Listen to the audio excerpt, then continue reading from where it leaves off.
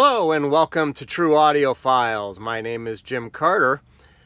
So before we get deep into the topic at hand for this video, I wanted to say a couple things. One is please subscribe to my channel if you like what you see here. Hit the like button, comment below. I'd love to hear your comments about what we've discussed for the day.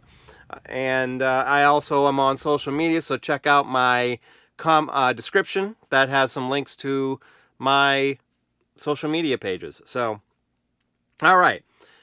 Next topic at hand is a sad one, unfortunately. We've had the passing of David Crosby from Crosby, Stills and Nash and the Byrds, and from his solo days. This week, I did not mention also another one from earlier this year, which hit me relatively hard, which was Jeff Beck. I've seen both in concert. Both were amazing. Jeff Beck, I saw really close up, and that is the best way to watch him when he was alive, because watching him play guitar is just an unbelievable experience. He just is constantly switching, settings, turning volume, turning tone while playing, and using the tremolo obviously also. But just an amazing sight to see him playing guitar, and just a true pioneer and a true icon. And then David Crosby as well, with his singing and songwriting and just his ability to make great music. So sad situations on both of those passings, and I know there are a few others that have passed that I have not mentioned this year, but those ones are the two biggest ones for me. So sad to hear about those.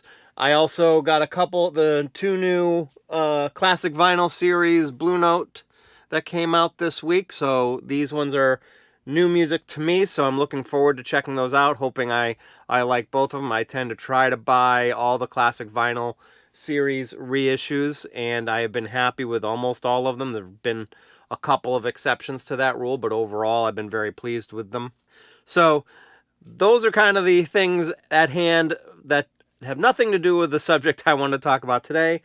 And part of that is because there's not a lot to show, and if you've watched my video from last week, it kind of explains it a little bit. I am buying less records just because the costs just keep skyrocketing, and I just feel they're getting to the point now where in some cases I just don't want to spend that money. There are some exceptions to that rule, and I used to always buy maybe different variations of records and things on that nature, and so I'm trying to slow down on that, although that didn't stop me on this trip. But anyways, went to Raleigh, Durham, North Carolina this week for a business trip, and I had about an hour or so to get away and do some record shopping, and I picked a place that the reviews were pretty good in terms of finding some somewhat hard to find stuff and audiophile pressings, and I have to say that was definitely true in this case.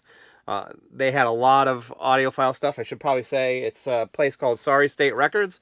Here is a tote from that. I also got a t-shirt, and if you check out my True Audiophiles Facebook group page, you'll see the picture of that in there. But they were in downtown Raleigh, and they were definitely someone who had a pretty good selection of mo-fi. They had some classic record stuff. They had some pretty rare jazz titles, a couple of rare titles from other genres as well.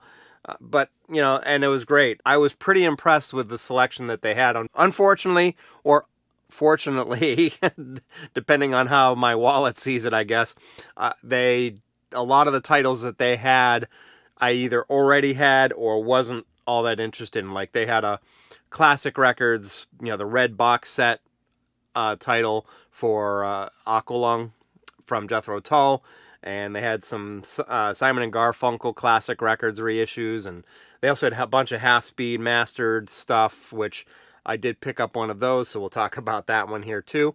So, but overall, just a great store. And the people were really great too, very super friendly, and let me kind of browse around and take my time. But then we kind of talked about the records that I bought after I purchased them. So We'll start off with, I basically only bought 4 records.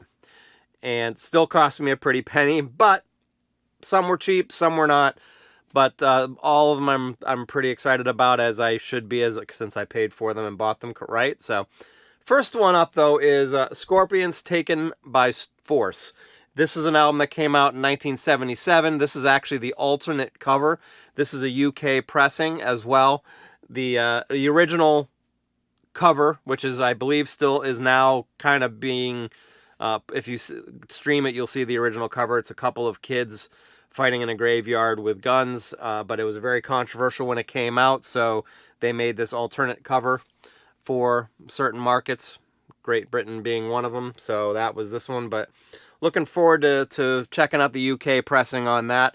I actually don't believe I have an original copy of that in any shape or form, and I'm a pretty big Scorpions fan, although just tended to be more of the later Scorpions stuff. Like, I loved I think it was last year's album that they came out with. I thought was great, but also the stuff that they made in the 80s was probably my favorite time period from them. So, all right, next one up. This is Neneh Cherry, her self-titled debut. Had Buffalo Stance and Manchild and Kisses in the Wind. I actually bought the 30th anniversary vinyl on this and was kind of disappointed because it was a very poor pressing. There were some marks on it too, but it had a lot of surface noise. And this is a demo, promo copy, I should say. You could tell because of the Play It, Say It. This sticker is actually physically stuck onto the actual record jacket. You can see the cutout there as well. And then the most obvious piece is the writing on the top of the back of the copy. But got this. This was actually from a private collection of a person who passed away, and they took this in, I guess, on consignment, along with a bunch of other stuff that I was tempted to buy just for this, because of the fact that it was from this private collection, because half of the proceeds went to, I think it was like inner city kids in North Carolina to try to go to North Carolina universities. So, but I am pretty excited about this one though, because I really played this a lot on CD when it first came out, and this is my only copy that I've got of the first pressing, or early pressings anyways. So, next one up is one of those half-speed masterings that I mentioned earlier. They had one that I kind of wish that I got, but I passed on, but I didn't pass up on this one. Billy Joel 52nd Street half-speed master. It was a pretty affordable copy. It had some minor scratches on it that didn't look like it was going to affect play, so cross my fingers and hope that they don't. But this is such a great album, and I hope that this half-speed master is very good. My experience with the half-speed masters is most of the ones that I have purchased I've actually liked.